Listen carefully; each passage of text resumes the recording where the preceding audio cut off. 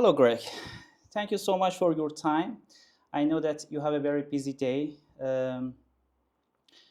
but I want to first say also thank you for your readiness to share your insights about success and happiness with me and also with other colleagues. Next month, I have a very interesting conversation interview with Christina Knack-Nikolic. Oh, yes. And and she actually nominated you for my next interview partner. And she told me that you will be a very interesting interview partner for me. Then, before I start with my questions, if you want to say something, Greg.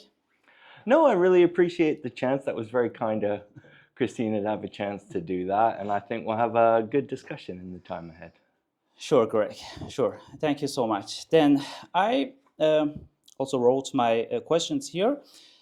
My first question, Greg. Mm-hmm. You have held leadership position at T-Systems and work as a senior vice president cloud service at T-Systems International. Your career is truly impressive, Greg. What inner beliefs have contributed to your success? Look, I don't know if I'd say my career is impressive, but it's certainly Definitely it is. been very, very interesting. And I think I realized as I was considering you coming to see me, I'm in my 41st year of professional life, right? And you learn a lot along the way. And when I reflect on the question you just asked me, I suppose there's a big bit of it where, I think you just have to believe that anything you want to be able to do is possible to do, right? And that sounds easy to say, but when I was a young person, my mom would come home and I would be in the library and she would come and say, what have you been looking at in the library? What are the books you're reading? And I said, I'm reading about the Prime Ministers of Canada. And she said, why are you reading about the Prime Ministers of Canada? I said, because I will be the Prime Minister one day. And she laughed at it. And 2 or 3 years later, I knew everything about the Prime Ministers of Canada. And I decided that's what I was going to do. And in life, and as life evolved, I decided that maybe that wasn't a path. Politicians tend to not get paid very much for doing a lot of difficult things. So I thought there's another path. And I had joined the Army very, very early. And as I was finishing my career in the Army, I wanted to get into business. And so I didn't know anything about business. And I went and did my MBA. And I did really well in my first year of my MBA. And I got an award in marketing. And so I said, I'd like to do something in marketing. So I got my first job interview. It was an IT services company in Canada called System House. And the head of HR, vice president of HR, invited me in and she sat me down and she said, I'm looking at your resume. You've been a soldier all your life and you're now at an IT company. What job do you want to do? And I said, I'm very good at marketing. I would like to be the chief marketing officer of your company. Okay. And she said, but you don't know anything about marketing. No, I do. I won an award on my course for marketing. And she laughed and she laughed and she laughed. And then she asked me a lot more questions. And she said, I was young. And she said, young man, come back tomorrow and see me. And I came back and she said, listen, I've never had anybody who knows nothing about a topic wanting to be the lead in a company they've never been in for the topic.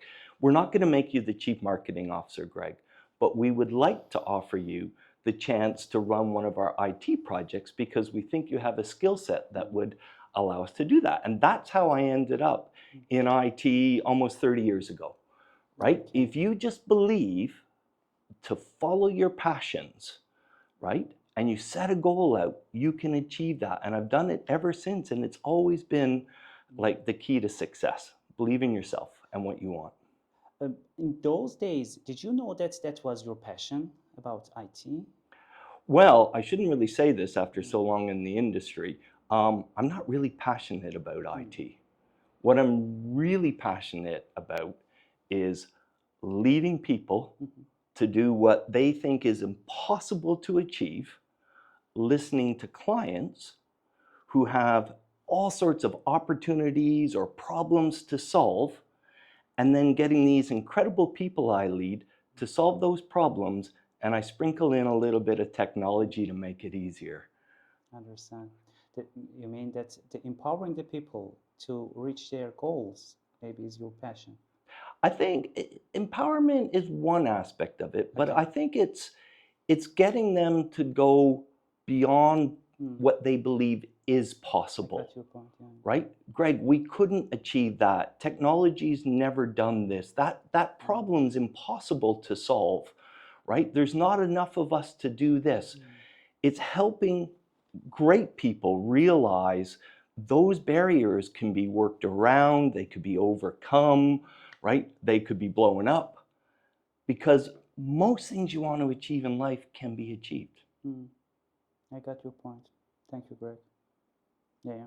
And your advice for the young peoples who want to, yeah, achieving the long-term success, sustainable success, not one-night success or short-term, the sustainable success. What's your advice for them? I'll give you an interesting view. One bit of advice if you want long-term success, right? It's listen more than you talk. Mm-hmm. And my mother always said, God gave you 2 ears and one mouth for a reason. Yeah. And it took me a while in life to realize that when you listen twice as much as you talk, you understand so much more. And then when you make decisions, when you take choices, when you give direction, you have such a greater understanding of where you're going to go. And again, I'm not a technologist. I've never studied technology. And I've done a career in technology companies and telecommunications companies. And a big bit I say is just because I really take the time to listen before I act. Oh, perfect. Perfect, Greg. Yeah, very useful advice. Thank you. I continue with my third question. Do you believe that professional success is linked to the ability to control your thoughts in difficult situation? I think professional success is really linked to the ability to control your thoughts. Mm-hmm. So when I was a young professional, right, my thoughts ran faster than my brain. Mm-hmm. Mm-hmm. Okay? And what do I mean by that? If somebody sent me an email and it was critical, I would pound on the keyboard, I would put all my thoughts and emotion out there, and I would send my answer, right? I'm a guy who likes ideas. If I had a creative idea, I would have so much passion for it. I would be talking and telling you, and I wouldn't even be thinking of what it was, that you were receiving from what I was saying, because I would just go on and on and With on all and your pour my emotions. thoughts out, right? And if I met somebody and I thought they were speaking rubbish, as the British would say, Yeah. right? I would go, that doesn't make sense, And over time, I've learned actually, when you get that email, right? If you really feel passionate to pour your thoughts out in response, don't send it for 24 hours. Okay. Even if it's to your boss, don't send it. Just let it wait overnight. Okay. If you have an idea you want to sell somebody, don't just pour all your thoughts out on why it's so good and this is the answer to everything and can't you see how smart my thinking it is, right? Control the thoughts to put it out in a structured way. Pause in those thoughts to reflect on what the person is showing in their body behavior or paying back, right? As I watch you listen to some of my answers, I got to keep my thoughts going and saying I should pause now and give a break, right? You got to learn to control your thoughts. Do you have any technique that you control your thoughts in such situations? So the one I know of, a bit like my email one, right? Take that. I literally do it. I will take it, even if it's a text, and if I knew I answered, the thought was an emotional thought. I write it, and I literally do put it down, and I leave it, and that has proven to be very powerful. If I'm in a meeting, people say, I sit there and I really tap my hands under the table. Right? Because I know I want to say something, but either I haven't structured it well, it is too full of emotion. Passion is a good thing. Emotion isn't always a good thing, right? But you got to get them in the right blend. And so I take time to go, have I thought it through? Have I structured what I want to say effectively for my listener, right? And is the thought a constructive thought or a destructive thought? And I try and make sure I always look at the thoughts in a constructive way. The example that you explained is for, I think, the emotion behind this situation is anger, maybe. Yeah, you want to very quickly answer, but what if the emotion after in this situation or other situation is not a this constructive emotions, it's a constructive emotions. You also suggest that we should keep away and wait and then act. I think if you look at somebody, and I reflect on me when I was younger, Yeah. right? I would just pour out every thought I had because there was such a passion for the thoughts that I wanted to share. You sometimes would overwhelm the person you're sharing your thoughts with, right? And I think our thoughts, they can be really wild and crazy up there, but when they start to leave your mouth, the more effectively you can structure those thoughts, whether a positive passion, ensuring you've got a constructive response, Okay. right? Communicating all, like you said, I'm sure, as we all have, you get a presenter up there who knows a lot about a subject, so they have thousands of thoughts, and they give you a thought and another thought and another thought, and they haven't connected the thoughts together, right? I think the real power is the ability to be wild up here and structured out there. Okay. Either in positive emotions or negative. Yeah. Keep Negative, you really definitely. negative thoughts you really need to manage if you're sharing them with others. And if you have negative thoughts and you're not sharing them with others, you got to find a way to be positive. Positive, yeah. Do you have any way to be positive in that situation? I mean, it's really hard actually when the situation is not so positive, but to change. Look, I think to be positive isn't that difficult to do, right? If you're in a difficult environment, we focus a lot on quality here, right? And so if you have an issue with a customer where the quality wasn't right and they're giving you a hard time about it, right?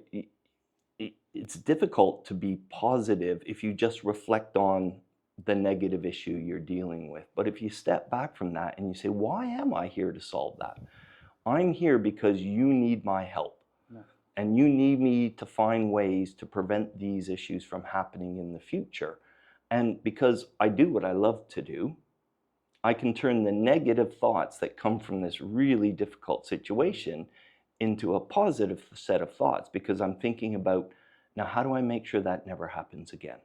How do I make sure this customer gets all the help they can get as fast as possible, even when they're yelling at me at the end of the phone because their business has got a big impact, right? So I look beyond the issue and think about, why am I here? What can I do to make a real difference? What an important question, why always. Yeah? Yes. This why is really important. Yes.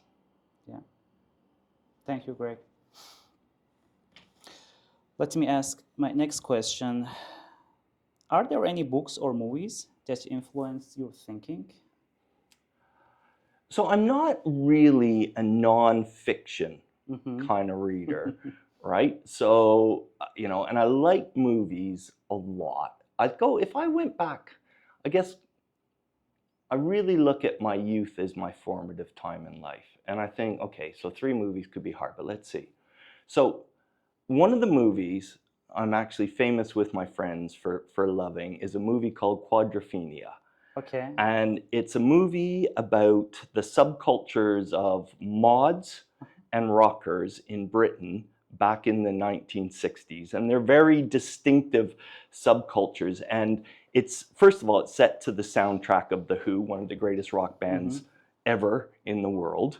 And it's about this young man who's trying to find himself in life.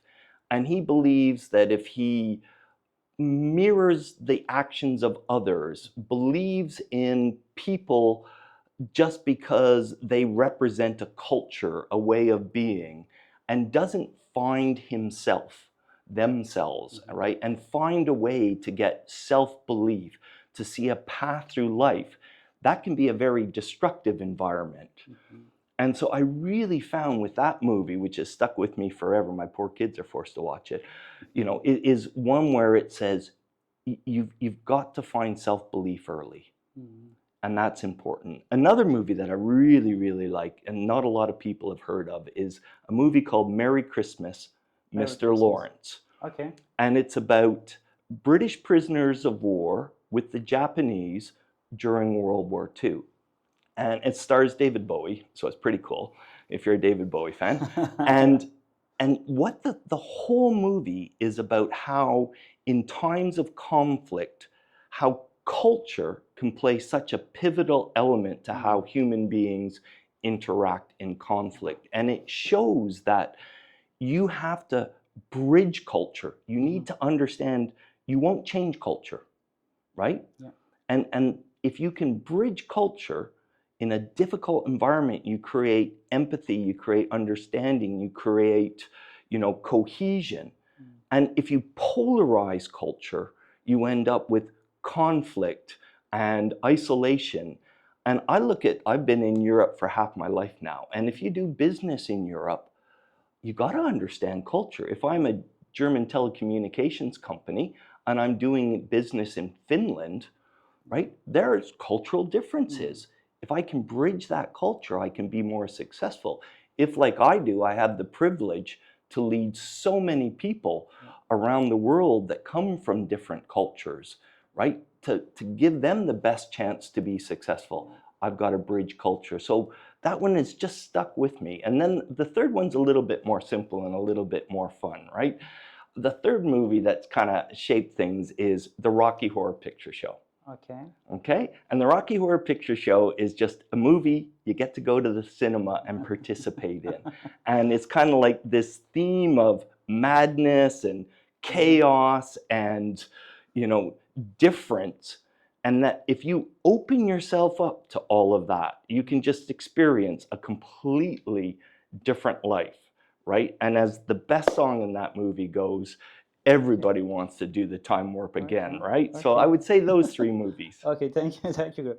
None of them I saw them. Then I have to. See, you know what you're doing this weekend now. Quadrophenia, Sure, Merry why Christmas, not? Mr. Lawrence, and Rocky Horror Picture Show. Definitely, I will watch The with my wildest one is wife. Rocky Horror Picture Show. Definitely, I will do. Can I also watch with my wife? It's okay. Yeah, It's a, yeah. okay. Then I can do that.